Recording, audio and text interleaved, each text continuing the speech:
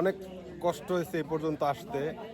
এ পর্যন্ত আসার পর আমরা লেবু শরবত যেটা এখানে পাওয়া যেতেছে, ভাই কত নিছে?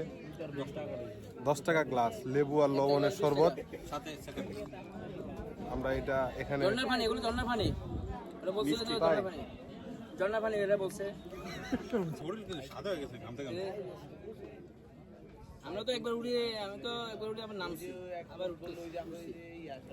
আসলে অনেক পরিশ্রম করার পরে যখন পুকুরের পানি হোক বা ঝর্ণার পানি হোক, যে পানি হোক, পানি যদি খাওয়া হয় তার মতো তৃপ্তি আর কিছুতেই নাই।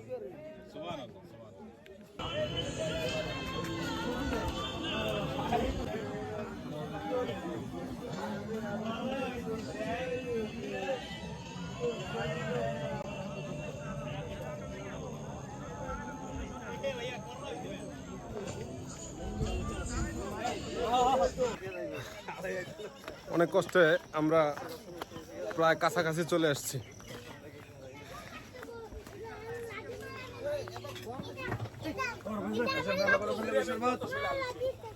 আমাদের আরেকটু পথ বাকি, সময় এখন 11:30। আমরা আরেকটু পথ গেলেই চলে আসবো চন্দ্রনাথ পাহাড়ের সেই চূড়ান্ত সীমানায়। এখানে দেখেন দোকান, আমরা কিছুক্ষণ আগে দোকানে একটু লেবু শরবত খাইছি যাতে আমাদের শরীরে একটু পানির ঘাটতি কমছে।